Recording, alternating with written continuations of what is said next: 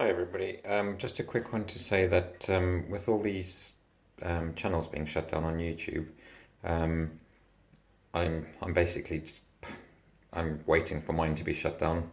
Um, just to let you know that I will be hosting my videos on probably on Vimeo, um, and I will also make an effort to embed the videos on my actual website.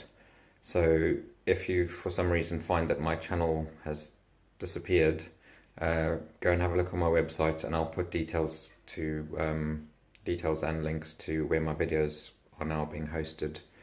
Um, don't worry, they're not going to disappear. There may just be a bit of a interruption to service, as I say. Um, Thanks for the support, and I hope this all gets sorted out soon because a lot of good channels have been shut down for apparently no good reason. Catch you later.